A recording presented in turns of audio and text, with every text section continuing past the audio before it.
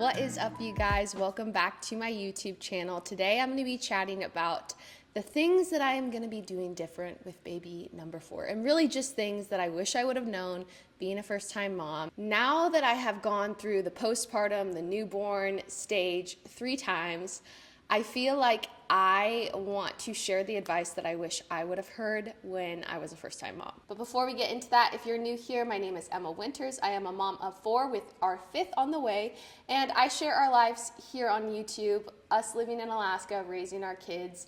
So if you like that kind of content, you can subscribe to the channel. For a little bit of context, we have a 16-year-old, a 3-year-old, a 2-year-old, and a 1-year-old.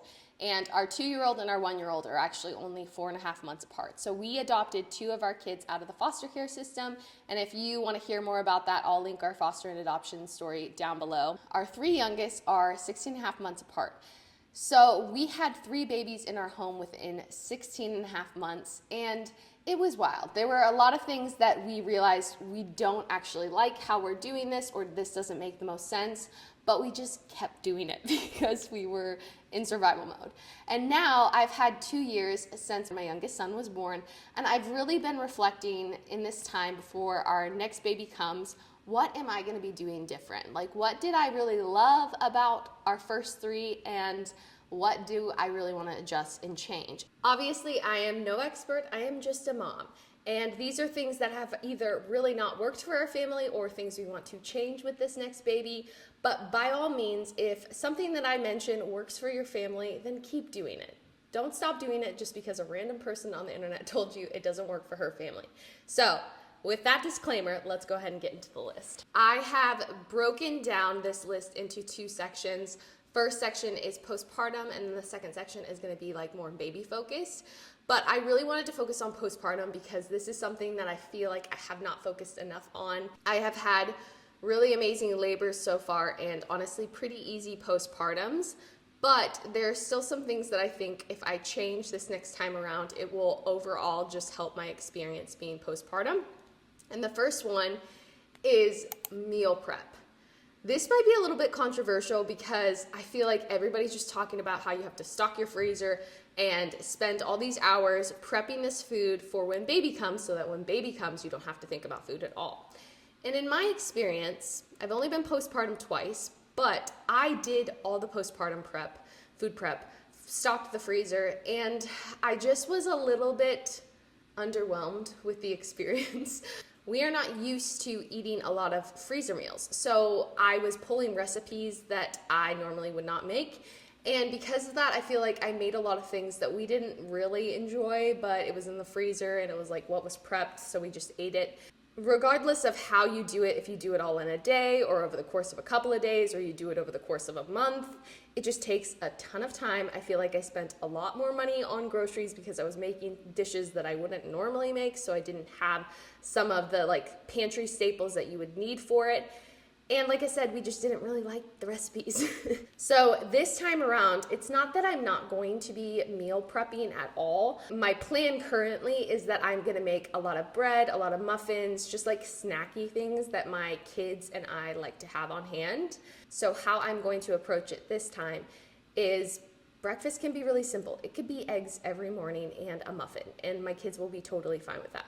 Lunch, we can do sandwiches. So as long as I have sandwich stuff and some fresh bread on hand that I made months in advance and put in the freezer, we will be fine. And then as far as dinners, my husband is pretty competent in the kitchen. I'm like laughing because he doesn't cook that often, but he can.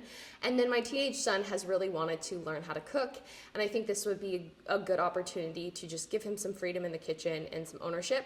So I'm going to be placing grocery pickups that my husband will go get for our family. I'll pick out recipes, make sure I have everything for them, easy recipes, simple things that I really think our family will like, and they will just cook it every night for us. I personally have felt really good after 2 weeks postpartum, and feel like I kind of get a little stir crazy just sitting in bed. So I like to actually have something to do, and I feel like cooking over cleaning. Cooking is less strenuous than a lot of like the cleaning tasks I would have to do. So I feel like if I can just make it work for those first 2 weeks, prep some kind of baked goods, that type of thing, that I don't have to spend 2 weeks prepping all of this food and putting it in the freezer. and I'm not even sure if my family will enjoy it. So that's how I'm gonna approach it this time. Actually resting when the baby's resting. I feel like any mom you talk to, this is the advice they will give you when you are postpartum. And I just have never done it, honestly. When the baby's sleeping, I've been doing the dishes, I've been playing with my other kids, I've been on a walk, whatever it may be. And none of those things are bad. But in the first 2 to 4 weeks of you being postpartum, it's so important just to rest, take it easy. Your hormones are going through a ton. Your body just went through a marathon, like the craziest thing a body could ever do. And you have to give it time. And I feel like with my first, I really overdid it in the first 6 weeks. Had tons of people over. We had family in town visiting. We would go out to dinner. I was figuring out nursing, and I was just honestly a stress mess all the time. And I was like, why am I so stressed? And then I realized I have not really rested in this time. I think God made postpartum as a gift. So many people talk negatively about postpartum and talk about the hard things because there are challenges within it, but it is also so beautiful. It is a time where you have to rest, you are forced to rest. After you have a baby, no matter how you have the baby, your body needs some time to just recover. What other season in life are you forced to stop and rest? And you have this sweet time where you're just bonding with your new child. I've heard people talk about it first 5 days you're in bed, the next 5 days you're on the bed, in the following 5 days you're around the bed. And that's really the approach I want to take this time is okay, the first 5 days I am staying in bed. I am going to act like a queen. People are going to be bringing me water. They're going to be bringing me food. I am going to get up to go to the bathroom. And other than that, I'm going to be in my bed. And I don't think there's anything wrong with that. My body just went through the craziest thing.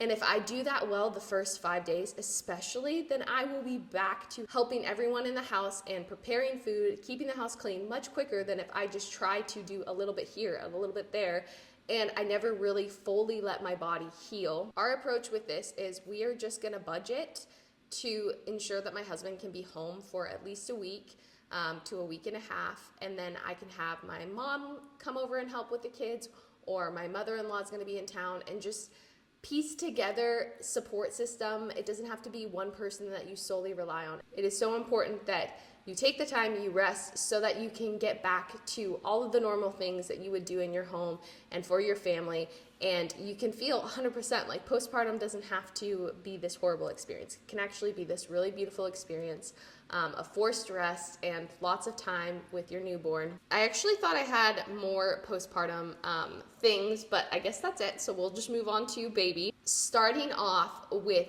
baby sleep. So with Oakley and Cohen, we co-slept. I had them in bed as soon as they were born, and they slept in our bed. Oakley was in our bed for over a year, and then Cohen would have been in our bed for 16 months. I actually really like co-sleeping. I know that there's a lot of conflicting advice about co-sleeping. Some people in the crunchy space are so for it, and they're making your baby sleep alone is traumatizing, and then the other more medical minded is they need to be sleeping on their back in their own space. So I have a unique perspective because Oakley and Cohen co-slept with us, but Elias, because he was a foster baby for the first year, he was not allowed to co-sleep with us. He was always in his own space. And I will say, Elias is for sure our best sleeper, hands down. He has always been a little angel when you put him in his crib, and he has slept through the night since he was 3 months old. He also was a formula baby, so that could be part of the reason why he started sleeping through the night so early. But Oakley and Cohen didn't start sleeping through the night until I weaned them and kicked them out of our bed. So I was not getting great sleep for over a year with each of them, which I don't even know how I did that. Now we have no kids in our bed, and I just really don't understand how I did that. So although I love the co-sleeping and having them close, and I do think it's a lot easier if you're planning on breastfeeding, the nighttime nursing, because I'll just roll over and feed them. I don't have to get out of bed, go grab the baby, wake myself up multiple times a night. I'm just in my bed. I'm kind of ish awake, in and out of sleep, and it just makes it really easy. In thinking through this, I've had to decide if I want short-term pain for a long-term solution, or do I want convenience? And This time around, we are going to go the harder route in my eyes, which is waking up, getting out of bed, grabbing the baby, nursing them, and then putting them back in their bed instead of what we've done with Oakley and Cohen. I do think the first like 4-ish weeks, we will have him in bed with us. Just because when I'm newly postpartum, I just find it so hard to get out of bed like by myself. So I think we'll have him in bed for the first 4 weeks. But then after that, I am going to start putting him in his crib for the night and see how it goes. Minimal clothing.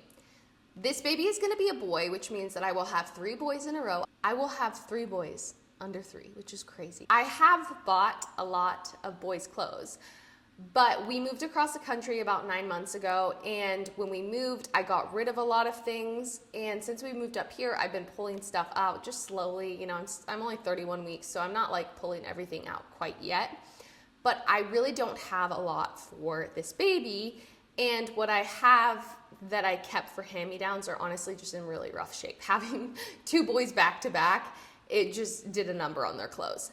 But it's been good for me because I've reevaluated what I actually used with all of my babies, and I used very few things.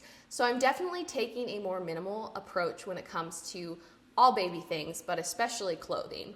Like the 0 to 6 month clothing is mostly gonna be sleepers. I'll have a couple cutesy outfits in there, but the majority of the time, my babies are just in sleepers. It's what's comfy. It will be winter shortly after this baby is born, so I'm just trying to keep the baby warm, and sleepers are a great option. That was something that I went way overboard with our daughter, like way overboard. And I so regret spending our money like that. I bought things new. I have been picking up pieces here and there for this baby, but everything I bought so far has been either thrifted or secondhand. And that's something that I am doing different with this baby. I'm trying to get everything secondhand or borrow it from people. In the first year of life, you are rotating through clothes. Like you switch out their clothes, their sizing every 3 months. That's crazy. Like that is so much clothing you're having to buy in a year's time. So especially the first year of life, I'm like, if I can get it all secondhand, that's what I'm gonna do. It's gonna save our family so much money. The next thing I will not be doing with baby number 4 is a nursery. And that's kind of out of default because we live in a 3-bedroom home right now and we have 4 kids. So the other 2 bedrooms are already very much full with kids. So out of default, this baby is gonna be in our room. But even if I had a 4th bedroom, I don't think I would use that space for a nursery. I just think it's a lot of money and space for just a little tiny human. All the baby really needs is a safe place for them to sleep. With my daughter, we definitely went all out in the nursery, and truthfully, we never used it. She slept in bed with us. We pretty much never went in there. And I wish that we would have just saved our money and made that space maybe like an office or a toy room for her instead of spending all this money and time setting up a nursery that we almost never use. So I think going forward, if we have any more kids, I just really don't think that we will have like a set nursery. The next one is no baby food. I have done baby food so many different ways. I have done the purees, I have done baby-led weaning, and truthfully, I think what's just easiest now having so many kids is just waiting until the baby's ready to eat table food. Like they can try little licks of things here and there, you know, a mushed up banana, but I'm not gonna make all these baby purees like I did with my first 2. I'm going to just breastfeed him until he is able to really eat what we're eating. And then at that point, I will just make him a little plate and he can experience food with us. You don't really need to spend all this time prepping baby-specific foods.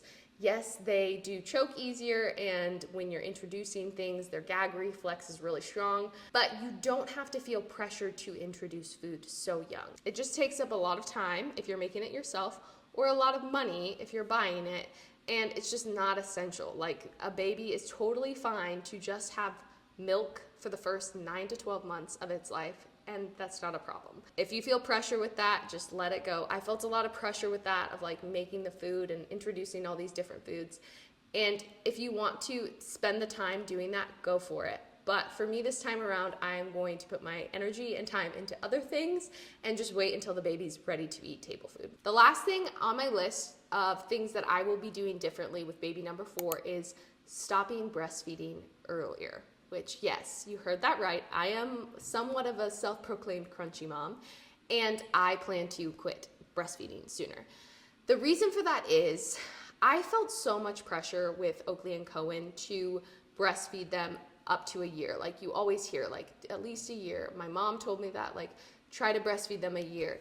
And although if you can do that and you feel good, keep going. But both with Oakley and Cohen, I just struggled the last like 2 months with Oakley, and then the last 6 months with Cohen, I really struggled. Cohen, when he first got teeth, he bit me so bad multiple times to where I had cuts on my nipples, and it was the most painful thing ever to nurse him while I had those, but I would just keep doing it. I would tell Caleb at the end of the night, like, I cannot do that tomorrow. I've just got to wean him tomorrow. And then I would just keep doing it because I felt so guilty weaning him. I felt like because I still had a supply and I could do it, that it was the best thing for him. And yes, I do think that in general, breast milk, you're just not going to find any formula on the market that is as good as breast milk. Like, it just trumps everything.